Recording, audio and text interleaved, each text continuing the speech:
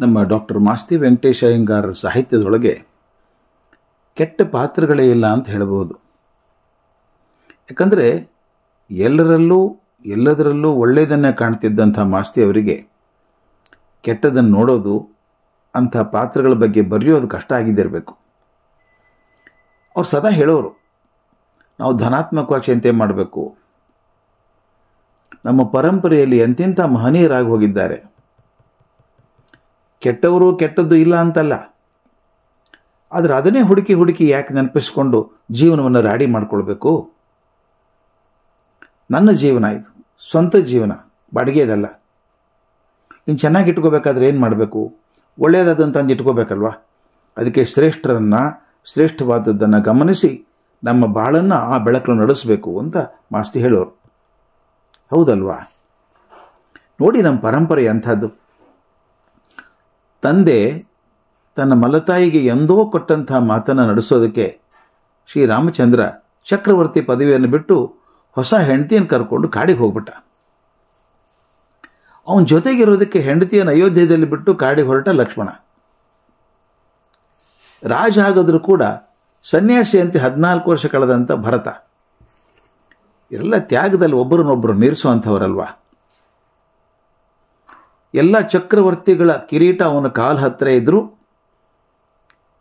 ಅವ್ರ ಕಡೆಯಿಂದ ಪೂಜೆ ಮಾಡಿಸ್ಕೊಂಡ್ರೂ ಕೂಡ ತಾನು ಎಂದಿಗೂ ರಾಜನಾಗದೆ ಕೊನೆವರೆಗೆ ಕರ್ಮವನ್ನೇ ಹೇಳಿದಂಥ ಪೂರ್ಣಾವತಾರಿ ಕೃಷ್ಣ ಅಲ್ವಾ?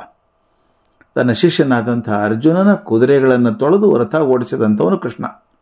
ಸುಡುಗಾಡು ಕಾಯ್ದು ಮಗನ ದೇಹ ಸುಡೋದಕ್ಕೆ ದುಡ್ಡಿಲ್ದಾಗ ಹೆಂಡತಿ ತನ್ನ ಮಂಗಳಸೂತ್ರವನ್ನೇ ಕೊಟ್ಟಂಥ ಪ್ರಸಂಗ ಬಂದರೂ ಕೂಡ ಸತ್ಯವನ್ನು ಬಿಡದೇ ಇರುವಂಥ ಹರಿಶ್ಚಂದ್ರ ನಮ್ಮವನು.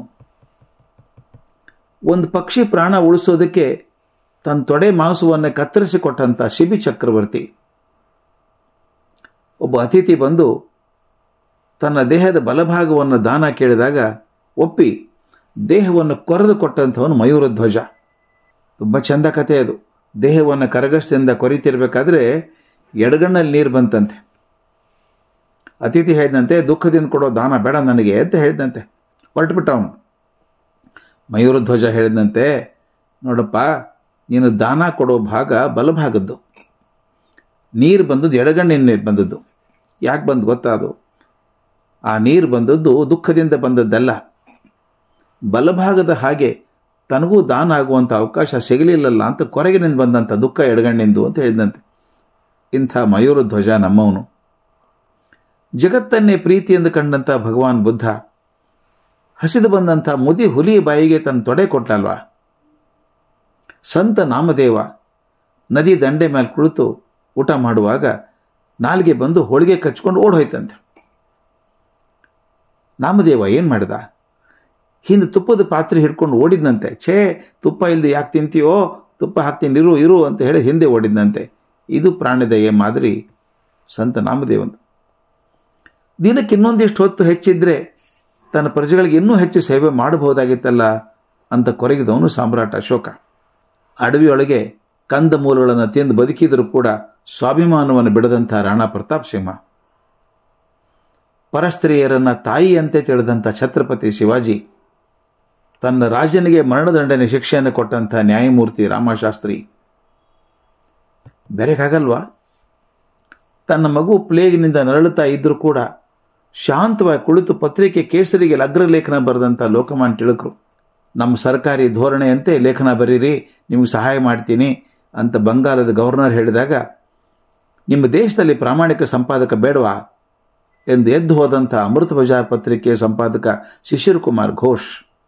ಕಳೆದ 20 ವರ್ಷಗಳಿಂದ ನನ್ನ ಪತ್ನಿಯನ್ನು ತಾಯಿ ಅಂತ ಕಾಣ್ತಾ ಇದ್ದೇನೆ ಅಂತ ಲಂಕೆಯಲ್ಲಿ ಹೇಳಿದಂಥ ಮಹಾತ್ಮ ಗಾಂಧಿ.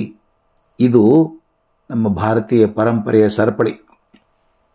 ಇದಲ್ಲದೆ ಇನ್ನೂ ನಮ್ಮ ಕಣ್ಣಿಗೆ ಬೀಳಲಾರದಂಥ ಅನೇಕ ವೀರಮೂರ್ತಿಗಳು ಭಾರತದ ಮೂಲೆಗಳು ತುಂಬಿದ್ದಾರೆ. ಆ ಪರಂಪರೆಯ ವಾರಸುದಾರರು ನಾವು. ಇಂಥ ಭವ್ಯ ಹಿನ್ನೆಲೆ ಇರುವಂಥ ನಾವು ಯಾಕೆ ಹೇಡಿಗಳಾಗ್ತೀವಿ? ಯಾಕೆ ಭ್ರಷ್ಟರಾಗ್ತೀವಿ? ಪರಂಪರೆಯನ್ನು ಯಾಕೆ ಮರಿತೀವಿ? ನನಗೆ ಒಂದೇ ಬೇಡಿಕೆ ಎಲ್ಲರಲ್ಲೂ, ನಮ್ಮ ಮಕ್ಕಳಿಗೆ ಈ ನಾಯಕರ ಪರಿಚಯ ಮಾಡಿಕೊಡಿ. ಬಿಟ್ಬಿಡಿ, ದಿನನಿತ್ಯ ನ್ಯೂಸ್ ಪೇಪರಲ್ಲಿ ಬರುವಂಥ ಕಸದ ಸುದ್ದಿ ಇರ್ತಾವಲ್ಲ, ಆ ಭ್ರಷ್ಟಾಚಾರ, ಈ ಭ್ರಷ್ಟಾಚಾರ, ಅವ್ರ ಬಗ್ಗೆ ಇವ್ರ ಬಗ್ಗೆ ಮಾತಾಡೋದನ್ನು ಬಿಡಿ. ಹಿಂದೆ ಆಗಿ ಹೋದಂಥ ಅದ್ಭುತ ಜನ ಇದ್ದಾರೆ, ಇವತ್ತೂ ಜಗತ್ತಲ್ಲಿ ಇದ್ದಾರೆ.